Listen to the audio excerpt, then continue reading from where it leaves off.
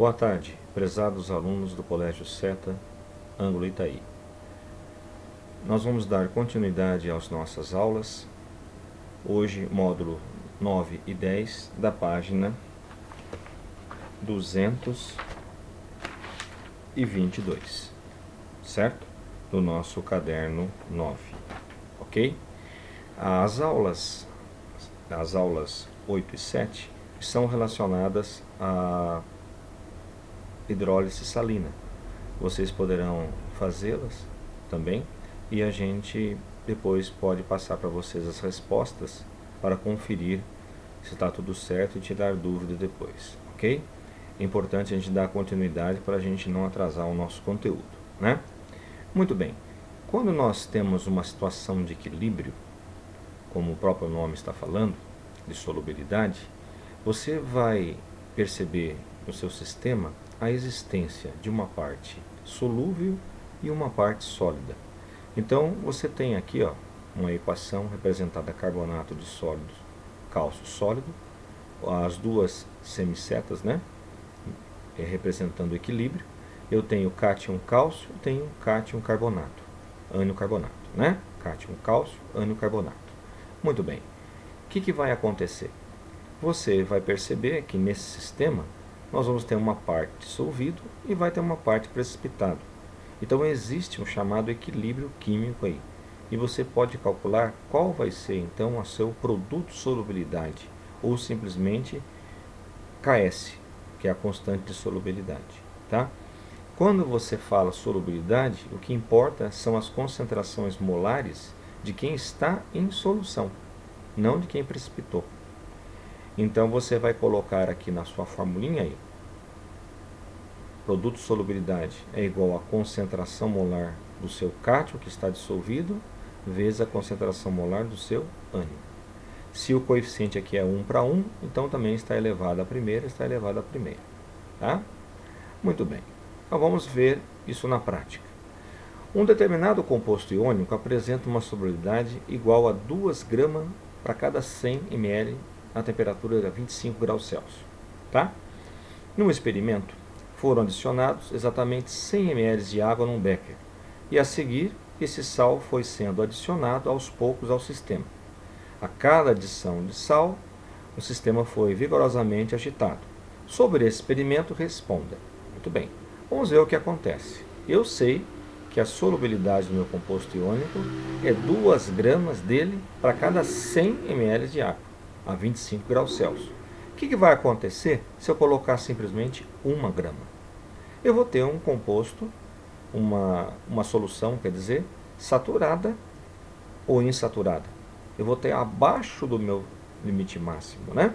Se eu tivesse 2 gramas certinho, eu ia ter saturado. Como eu estou abaixo do meu limite máximo, eu vou ter uma solução insaturada, que é o que está falando aqui, e vai ser homogêneo, tá? Se eu colocar mais 1 grama, vai ficar o quê? Vai ficar também uma solução saturada, porque está no limite dela.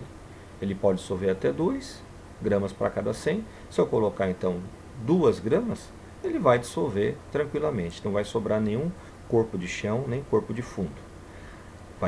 Vai continuar sendo uma solução homogênea. Agora, se eu colocar 1 grama a mais, eu não vou ter capacidade de dissolver esse 1 grama a mais. Ele vai se precipitar. Ele vai ficar no fundo do becker. É o que nós chamamos de corpo de fundo ou corpo de chão, tá? Daí eu vou ter o quê? Eu vou ter um sistema agora não homogêneo. Vou ter um sistema heterogêneo, com a presença de 2 fases. Uma fase líquida, saturada, e uma fase que está o quê? Representando o meu corpo de chão, que é a sólido, ok? Então tá aí, o meu sistema é heterogêneo, e o sistema será uma solução saturada com 1 grama de corpo de fundo. Quer dizer, o que está dissolvido é o máximo, 2 gramas. E esse 1 grama que precipitou. Continuando. A ilustração a seguir mostra o becker que foi deixado sobre a bancada de um laboratório de química. Você tem uma fase aquosa e tem uma fase sólida. Então o sistema é heterogêneo. E ele faz a pergunta: sabes que a fase sólida é constituída por cloreto de prata, decantado. Um aluno, observando esse sólido fundo, fez as seguintes afirmações. Primeira afirmação: a solução acima é obrigatoriamente saturada em cloreto de prata. É verdade.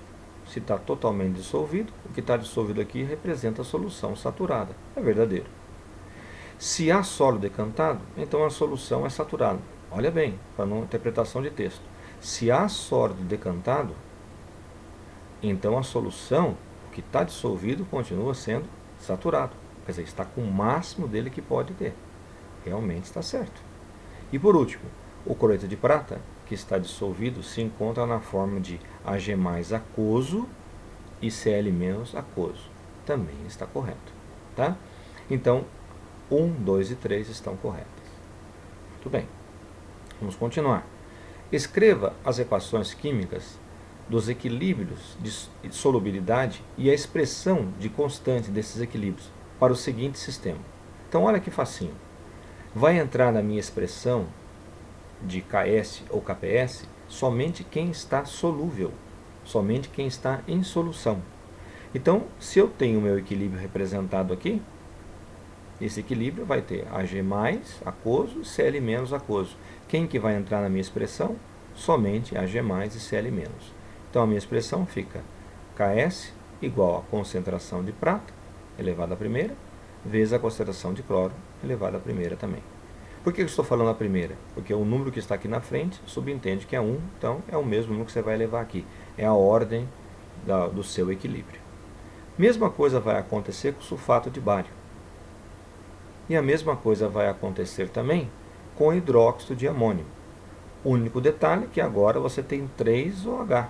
Então você vai elevar a terceira. Aí, olha a ordem aqui. Ks igual a concentração de alumínio vezes a concentração de OH elevado à terceira. Ok? Muito bem. Vamos agora para o último exercício aí, último item desse exercício, né? Eu tenho agora fosfato de cálcio. Olha, um sal grande, K3PO4, 2. Está presente nos nossos ossos. Na hora que eu ponho o equilíbrio, fica 3K mais 2PO4. Na hora que eu coloco na minha expressão, vai ficar K2 elevado à terceira e PO4 elevado à segunda. Acabou. Essa é a expressão do seu Ks. Se o problema desse para você a concentração molar do todo, você ia desmembrar, ia substituir aqui e ia achar o valor da constante numérica. Tá? Isso a gente vai fazer depois nos exercícios. Muito bem. Vamos lá. Agora, uma oportunidade de a gente aplicar isso, tá? Nos cálculos. Os principais constituintes dos cálculos renais, as pedras dos rins, são sais de fosfato de cálcio e oxalato de cálcio. A solubilidade desses sais são dadas na tabela a seguir. Olha a fórmula de cada sal, oxalato e fosfato, e a solubilidade em mol por litro. 1 vezes 10 a menos 6, ó, muito pouco solúvel, mas tem solubilidade. 5 vezes 10 a menos 5, beleza. Vamos lá. Determine quais as concentrações dos íons cálcio e oxalato presentes numa solução saturada de oxalato de cálcio, sabendo que esse sal se dissocia de acordo com a equação a seguir. Aí, equaçãozinha bonitinha para você, representando todas as fases de agregação. Aqui está sólido, aqui está aquoso, aqui está aquoso. Muito bem. Então, representa o que para você? Se você sabe o valor do todo, né? Quanto que você vai ter de cada um dos participantes, você vai então com isso fazer a dedução. Aí. Como o sal se dissocia na proporção de 1 para 1, e sua solubilidade é 5 vezes 10 a menos 5 mol por litro, podemos concluir que as concentrações de íon de cálcio e oxalato também vão ser iguais. Vai ser 5 vezes 10 a menos 5 mol por litro de cada um dos componentes, do cátion e do ânion. Daí ele faz agora a segunda pergunta, o item B. Determine as concentrações do íon cálcio e fosfato no sistema a seguir. Você tem um sal maior. A proporção agora, uma molécula, me dá 3 de cálcio e 2 de fosfato. Então, se eu tenho o valor do todo, 1 vezes 10 a menos 6 do sal inteiro, vai ser 3 vezes isso de cálcio e 2 vezes isso de fosfato. Então, 3 vezes 1 vezes 10 menos 6 vai dar 3 vezes 10 menos 6. E 2 vezes 1 vezes 10 menos 6 vai dar 2 vezes 10 a menos 6. Portanto, você tem essa concentração de cálcio e essa concentração de fosfato. Tá? Igualzinho vocês faziam para molaridade, vocês estão fazendo agora para produto solubilidade. Ok? Muito bem. Continuando. O exercício 5. Num teste investigativo sobre a solubilidade de compostos iônicos, uma solução foi saturada com cloreto de chumbo, 2, sal de fórmula PbCl2.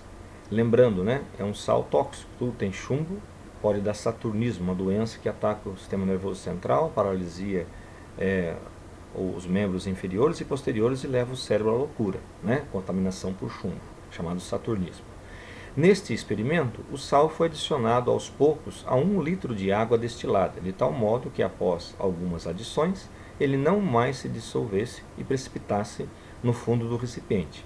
Nesse momento, determinou-se que a concentração de íons cloreto no sistema era igual a 3 vezes 10 a menos 2 mol por litro. Cloreto era 3 vezes 10 a menos 2 mol por litro. Considerando que praticamente não houve alteração no volume durante a adição, a quantidade de cloreto de chumbo 2 adicionada ao frasco é igual a quanto? Você vai fazer a proporção. Uma vez que eu sei quanto vale um dos componentes, eu posso fazer o caminho inverso e saber quanto que vai valer o meu composto inteiro. Então, na minha dissociação, aí, 1 mol de cloreto de chumbo 2 me dá 1 de Pb2 e 2 de Cl2. Eu sei que esse valor vale 3 vezes 10 a menos 2. Então eu faço a proporção. Se 2 está para 3 vezes 10 a menos 2, 1 vai estar para metade. 1,5 vezes 10 a menos 2. E aqui também, como é 1, vai ser também 1,5 vezes 10 a menos 2. Ok, pessoal? Então, gente, por favor, façam essa tarefa, tá? A mínima da aula 9 e 10. Para que a gente possa, como fala, comentar na próxima aula. Sobrando tempo, vocês poderão fazer também a complementar, mas pelo menos a mínima, da aula 9 e 10. Muito obrigado pela participação de vocês e bons estudos.